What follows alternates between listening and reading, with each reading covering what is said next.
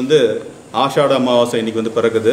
இந்த அமாவாசைக்கு உதவி செய்கிற குடும்பங்களுடைய பித்திருக்கள் முன்னோர்கள் எல்லாருமே வந்து அவங்களோட ஆத்ம சாந்தி அடையும் சொல்லிவிட்டு நம்ம பிரார்த்தனை பண்ணுவோம். நம்ம சொல்கிறது அப்படியே திருப்பி சொல்லுங்கள். அண்ணாமலையார் அருளால், அண்ணாமலை மன்னர்களால் ஆஷாட அமாவாசை அன்னதானத்திற்கு உதவி செய்யும் குடும்பங்களின் அறியாது சேர்ந்த தோஷங்கள் நீங்கி ரோகங்கள் நீங்கி அவரது வாழ்க்கையில் தானியம் சந்தானம் ஜெயம் தைரியம் ராஜ்யம் வாகனம் ஆகிய அஷ்ட ஐஸ்வர்யங்கள் பெற்று சம்பூர்ண ஆரோக்கியம் பெற்று அவளது வாழ்க்கையில் எல்லா நலமும் வளமும் பெற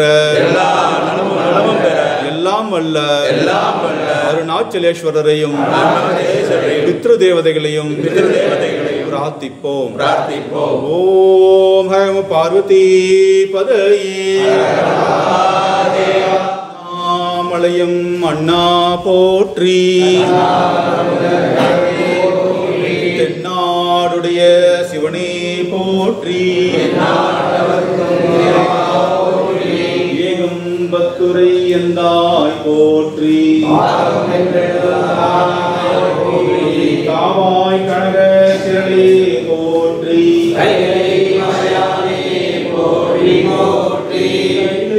மலையானே போற்றி போற்றி.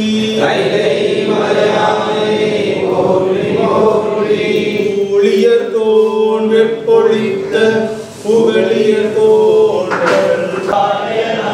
ஓம் நம சிவாய சிவாய நம. ஓம் நம சிவாய சிவாய நம. நம சிவாய சிவாய நம. ஓம் நம சிவாய சிவ சிவ சிவ சிவ சிவாய நம. சிவ சிவ சிவ சிவ சிவாய நம. சிவ சிவ சிவ சிவ சிவாய நம. ஹர ஹர ஹர ஹராய நம. ஹர ஹர ஹர ஹர ஹராய நம. ஹர ஹர ஹர ஹர ஹராய நம.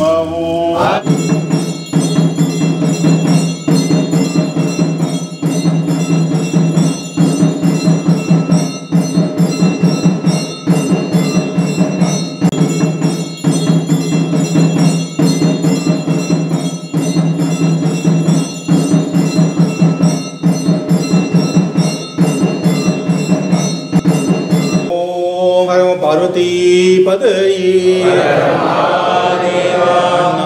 அண்ணாமலையாருக்கு.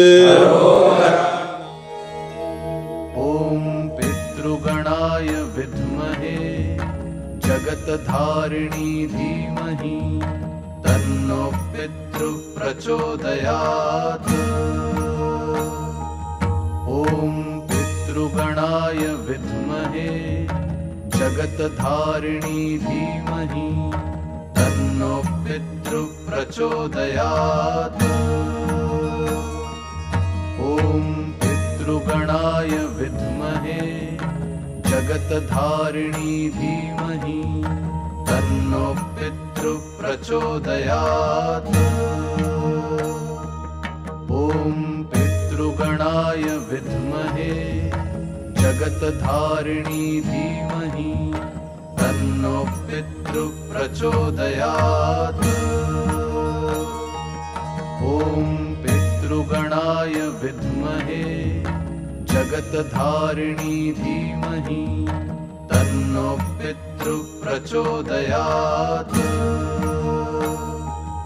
ओम पितृगणाय विद्महे जगत्धारिणी धीमहि तन्नो पितृ प्रचोदयात्.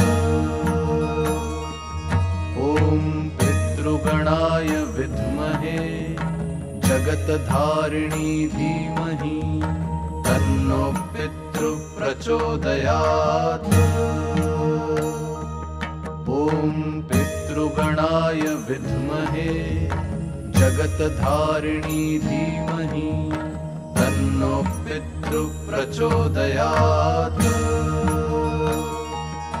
ॐ पितृगणाय विद्महे जगतधारिणी धीमहि तन्नो पितृ प्रचोदयात्। ॐ पितृगणाय विद्महे जगतधारिणी धीमहि तन्नो पितृ प्रचोदयात्। ॐ पितृगणाय विद्महे जगतधारिणी धीमहि तन्नो पितृ प्रचोदयात्। ॐ पितृगणाय विद्महे जगतधारिणी धीमहि तन्नो पितृ प्रचोदयात्। ॐ पितृगणाय विद्महे जगतधारिणी धीमहि तन्नो पितृ प्रचोदयात्। ॐ पितृगणाय विद्महे जगतधारिणी धीमहि तन्नो पितृ प्रचोदयात्। ॐ पितृगणाय विद्महे जगतधारिणी धीमहि तन्नो पितृ प्रचोदयात्। ॐ पितृगणाय विद्महे जगतधारिणी धीमहि तन्नो पितृ प्रचोदयात्। ॐ पितृगणाय विद्महे जगतधारिणी धीमहि तन्नो पितृ प्रचोदयात्। ॐ पितृगणाय विद्महे जगतधारिणी धीमहि तन्नो पितृ प्रचोदयात्। ॐ पितृगणाय विद्महे जगतधारिणी धीमहि तन्नो पितृ प्रचोदयात्।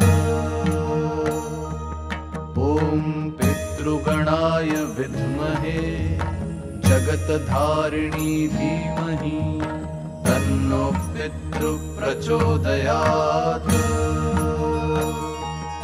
ॐ पितृगणाय विद्महे जगतधारिणी धीमहि तन्नो पितृ प्रचोदयात्।